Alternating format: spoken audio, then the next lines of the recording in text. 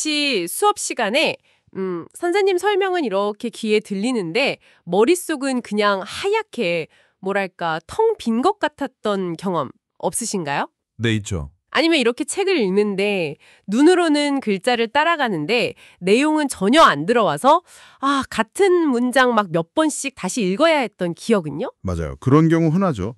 또 사람들 앞에서 발표할 때 나도 모르게 말을 좀 더듬거나 목소리가 막 떨려서 곤란했던 적도 있을 수 있고요. 네네.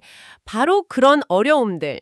오늘은 이게 어쩌면 관련 있을 수 있는 한 가지 접근법, 토마티스 요법에 대해서 보내주신 자료 보면서 좀 더 깊이 파고들어 볼까 합니다.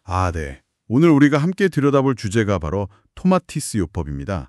지금 보시는 그 자료가 토마티스 요법의 뭐랄까 기본 원리랑 작동 방식, 그리고 특히 폴란드 연구 사례를 잘 소개하고 있거든요. 네. 이게 학습 능력, 특히 뭐 읽기나 말하기 어려움, 아니면 집중력 문제 개선에 어떻게 도움이 될 수 있는지 그걸 좀 탐색하는 글이죠. 그렇습니다. 그래서 오늘 저희 목표는 이 자료에 나온 정보들을 가지고 토마티스 요법이 대체 뭔지, 또 어떤 원리로 작동하는 건지 그걸 좀 명확하게 이해해보는 거예요. 네, 좋습니다. 특히 그 자료에서 꽤 비중 있게 다루는 폴란드 연구 사례 있잖아요. 그걸 좀 꼼꼼히 분석해서 그 효과 주장의 근거는 뭔지, 그리고 이게 혹시 청취자 여러분들이 겪고 계실지도 모를 학습이나 집중의 어려움과 어떻게 연결될 수 있을지 같이 한번 생각해보는 시간을 갖겠습니다. 중요한 건 저희가 뭐 다른 정보로 막 덧붙이는 게 아니라 딱 보내주신 이 자료 내용에만 충실해서 이야기를 풀어갈 거라는 점이죠. 맞습니다. 딱 이 자료 안에서만요. 좋습니다. 그럼 뭐 가장 기본적인 질문부터 시작해 볼까요? 자료를 보면 토마티스 요법이라는 게 정확히 뭘까요? 네, 이 자료를 보면요. 토마티스 요법은 그냥 뭐 좋은 음악 듣고 쉬고 이런 거랑은 좀 거리가 멀어 보여요. 핵심 도구로 아주 특수하게 만든 헤드폰을 쓴다고 설명하는데요. 헤드폰이요? 네. 근데 이 헤드폰이 되게 특이한 게 소리를 두 가지 길로 전달한대요. 보통처럼 공기를 통해서 귀로 전달하는 거랑 동시에 뼈를 통해서 직접 소리 진동을 전달하는 방식. 이 두 가지를 같이 쓴다는 거예요. 골전도 말씀이시군요. 네, 맞아요. 자료에서는 이 과정을 수용성 훈련이라고 부르더라고요. 그거 참 흥미로운 지점이네요.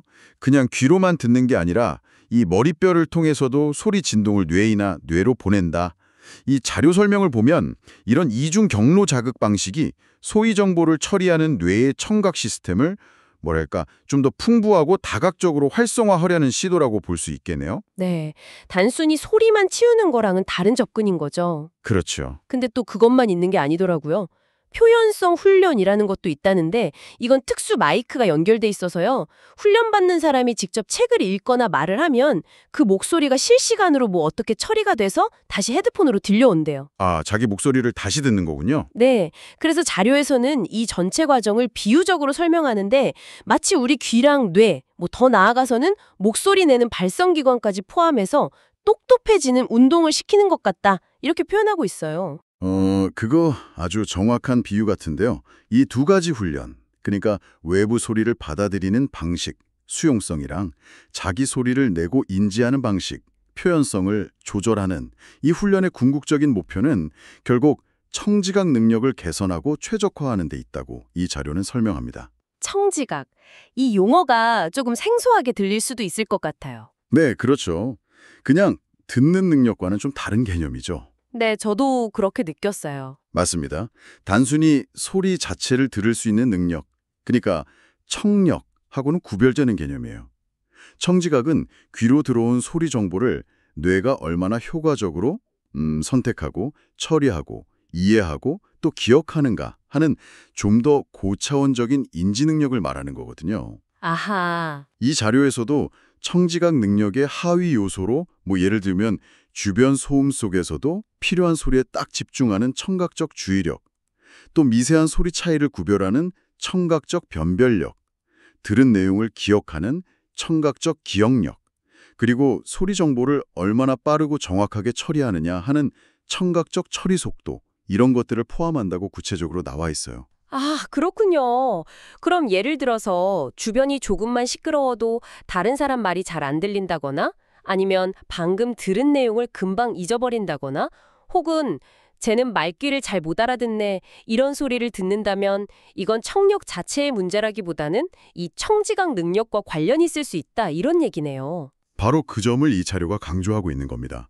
그리고 더 나아가서 이 청지각 능력이 읽기 쓰기, 말하기, 외국어 학습 같은 전반적인 학습 능력과 아주 밀접하게 연결되어 있다고 주장해요. 아, 예를 들면 선생님 강의를 듣고 핵심 내용을 파악하는 능력, 책을 소리내어 읽으면서 동시에 그 의미를 이해하는 능력, 받아쓰기를 정확하게 하는 능력, 이런 것들이 전부 원활한 청지각 기능이 받쳐져야 가능하다는 거죠. 듣고 보니 정말 그렇네요. 어찌 보면 학습의 아주 기본적인 능력일 수 있겠어요. 네, 그렇다면 이 토마티스 요법이 실제로 이런 청지각 능력이나 학습 능력 향상에 효과가 있다는 근거가 있을까요? 바로 이 지점에서 자료에 소개된 그 폴란드 연구 이야기가 중요해지는 것 같습니다. 네. 이 자료에서 상당히 비중 있게 다루는 부분이죠. 폴란드에서 언어 발달, 특히 말하기에 어려움을 겪는 아이들을 대상으로 수행된 연구 결과인데요. 이 연구가 좀 주목받는 이유가 단순히 몇몇 사례를 나열한 게 아니라 과학적인 연구 설계를 갖추려고 노력했다는 점을 자료가 강조하고 있기 때문이에요. 구체적으로 어떤 설계였는데요? 아이들을 두 그룹으로 나눴다는 내용이 있던데요? 맞습니다. 연구팀이 참가 아동들을 무작위로 두 그룹으로 나눴어요. 한 그룹은 토마티스 요법 훈련을 받았고요. 실험군, 다른 한 그룹은 이 훈련을 받지 않았습니다. 통제군. 네, 이렇게 통제군을 설정하는 게 과학 연구에서는 아주 중요합니다. 왜냐하면 만약 훈련받은 그룹에서만 긍정적인 변화가 보였다면 두 변화가 그냥 시간이 지나서 애들이 자연스럽게 커서 그런 건지 아니면 나는 특별한 훈련 받으니까 좋아질 거야 하는 그런 심리적 효과, 플라시보 효과 때문인지 이런 가능성을 배제하고 훈련 자체의 효과라고 주장할 근거가 되거든요. 그렇죠. 그래야 비교가 되니까. 네. 자료에서도 연구가 통제군 비교를 통해 인과관계를 추론하려 했다는 점, 그래서 이게 단순 사례 보고가 아니라 독창적 연구, 오리지널 아티클으로서 가치가 있다고 평가하는 근거로 삼고 있어요. 확실히 연구의 신뢰도를 높이기 위한 장치군요. 그리고 객관적인 측정 도구를 사용했다는 점도 강조됐죠. 그렇습니다. 이 연구의 또 다른 중요한 특징은요. 아이들의 지적 기능이나 언어 능력, 집중력 이런 걸 평가할 때 부모님이나 선생님의 주관적인 보고나 인상에만 의존하지 않았다는 거예요. 표준화된 심리검사나 언어평가 도구 같은 객관적인 측정 도구를 사용했다는 점을 자료가 명시하고 있습니다. 아, 객관적인 도구요. 예를 들면 어떤 게 있을까요?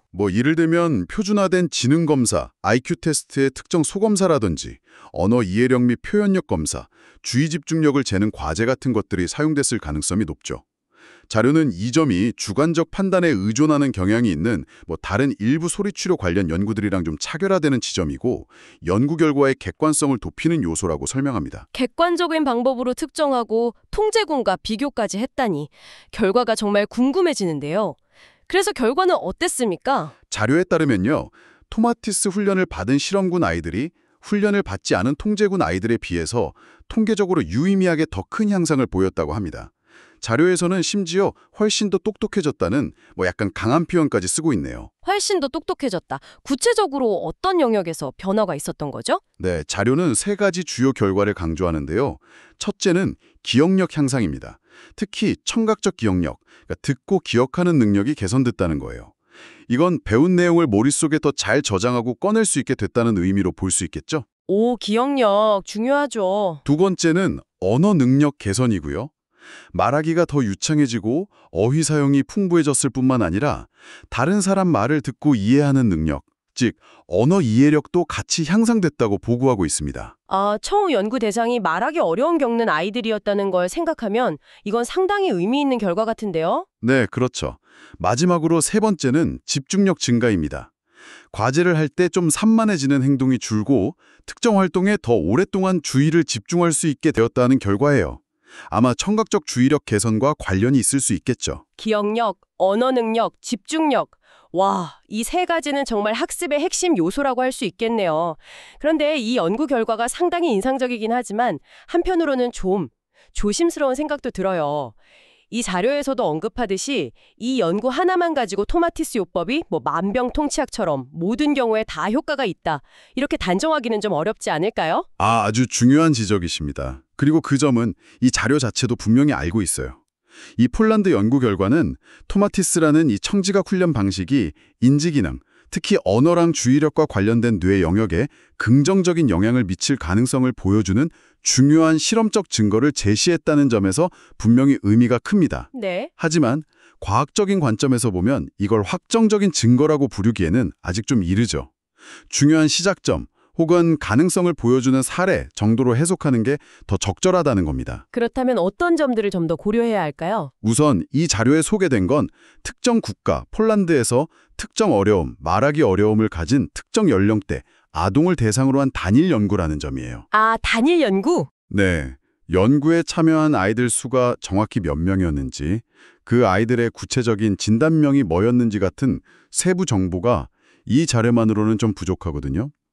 또 다른 문화권이나 다른 연령대 혹은 다른 종류의 어려움, 예를 들어 성인의 집중력 문제나 노인의 인지저하 같은 경우에도 똑같은 효과가 나타날지는 이 연구만으로는 알 수가 없어요. 그렇겠네요. 보통 과학에서 어떤 주장이 널리 받아들여지려면 서로 다른 연구팀들이 다양한 조건에서 반복적으로 비슷한 결과를 확인하는 과정, 즉 재현성 검증이 필요하거든요. 그리고 효과가 나타나더라도 모든 사람에게 똑같이 나타나는 건 아니라는 점도 언급됐었죠. 맞습니다. 이 자료 마지막 주의사항에서도 강조하듯이 설령 효과가 있다 하더라도 그 정도는 사람마다 다를 수 있어요. 개인차가 있다는 거죠. 개인차. 네, 어떤 사람에게는 눈에 띄는 변화를 가져올 수 있지만 다른 사람에게는 미미하거나 거의 효과가 없을 수도 있다는 가능성을 열어둬야 합니다. 사람마다 뇌의 가소성이나 문제의 원인이 다를 수 있으니까요. 그래서 만약 이 요법을 실제로 고려한다면 자료의 권고처럼 반드시 해당 분야 전문가와 충분히 상담하고 개인 상태에 대한 정확한 평가를 바탕으로 신중하게 접근해야 한다는 점 꼭 기억해야 합니다. 효과의 보편성 문제랑 개인차에 대한 고려, 이게 필수덕이군요. 그런데 이 자료에서 또 하나 제 흥미를 끌었던 부분이 있었어요. 바로 토마티스 요법을 우리말 총명, 송명하다와 연결짓는 부분이었어요. 이건 좀 의외의 연결고리였는데요. 네, 저도 그 부분 상당히 흥미롭게 읽었습니다. 우리가 보통 지혜롭고 똑똑한 사람을 가리켜 총명하다고 표현하잖아요. 이 자료는 이 총명이라는 단어의 한자 어원에 주목합니다. 그렇죠. 한자를 풀어서 설명하는데 총자는 귀 밝을 총자라고 하더군요. 이게 단순히 청력이 좋다는 의미를 넘어서 귀로 들은 정보를 잘 이해하고 분별하는 능력, 즉 아까 우리가 얘기했던 청지각 능력과 연결될 수 있다고요. 네. 그리고 명자는 눈 밝을 명자로 눈으로 본 정보를 잘 파악하고 이해하는 능력, 즉 시지각 능력과 관련이 있다고 보고요. 상당히 설득력 있는 해석이라고 생각합니다. 동아시아 문화권에서 전통적으로 총명하다는 건 단순히 감각기관이 예민하다는 뜻만은 아니었어요. 외부 세계 정보를 받아들이는 가장 중요한 두 통로, 즉 청각과 시각을 통해 들어온 정보를 얼마나 깊이 있고 정확하게 처리하고 통합하는가 하는 그런 고차원적인 인지 능력을 의미했던 거죠. 아하. 네, 잘 듣고 잘 보는 능력이 뛰어난 상태를 총명하다고 본답니다. 이 자료에서도 총명함이 단순한 청력이나 시력과는 다른 정보 처리 능력의 차원임을 명확히 구분하고 있어요. 그렇다면 아까 살펴본 폴란드 연구 결과랑 이 총명함의 개념이 어떻게 연결될 수 있다는 걸까요? 폴란드 연구는 주로 청각과 관련된 능력 향상을 보여줬잖아요. 바로 그 지점입니다.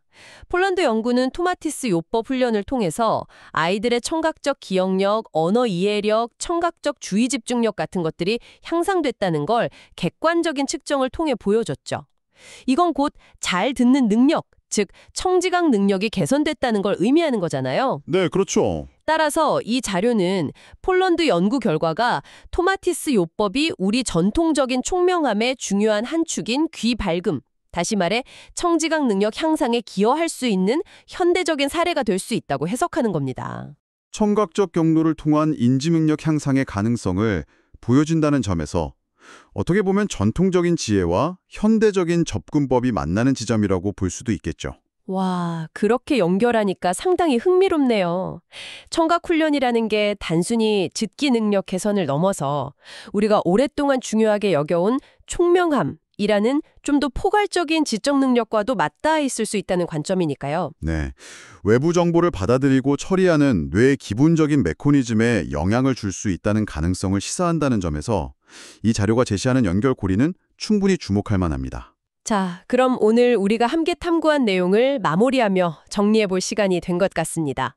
오늘 우리는 제공된 자료를 통해서 토마티스 요법이라는 어쩌면 좀 생소할 수 있는 주제에 대해 깊이 있는 대화를 나눴습니다. 네. 이 요법이 특수 헤드폰을 이용한 골전도, 공기전도 방식의 수용성 훈련과 자신의 목소리를 필터링해서 듣는 표현성 훈련으로 구성된 독특한 청지각 훈련법이고 그냥 음악 듣는 거랑은 다르다는 점을 확인했죠. 그리고 폴란드에서 말하기 어려움을 겪는 아동들을 대상으로 진행된 연구 사례를 통해서 통제군 설정과 객관적 측정 방법을 사용해서 토마티스 훈련 그룹에서 기억력, 언어 능력, 집중력 측면에서 통계적으로 유의미한 긍정적 변화가 관찰됐다는 보고를 살펴봤습니다. 네. 이게 이 요법이 특정 어려움을 가진 아동의 학습 관련 능력 개선에 도움을 줄 가능성이 있음을 시사하는 결과였고요. 더 나아가서 이러한 청지각 능력의 개선이 우리 전통적인 총명함이라는 개념, 특히 귀 밝음, 송과 연결될 수 있다는 흥미로운 해석까지 접할 수 있었습니다. 하지만 동시에 오늘 살펴본 폴란드 연구는 단일 연구이고 그 결과를 일반화하기에는 좀 신중해야 한다는 점, 그리고 효과는 개인에 따라 크게 다를 수 있다는 중요한 주의사항도 확인했죠. 맞아요. 과학적 검증은 여전히 진행 중인 영역이고 어떤 치료법이든 맹신은 경계해야 한다는 교훈도 얻을 수 있었습니다. 맞습니다.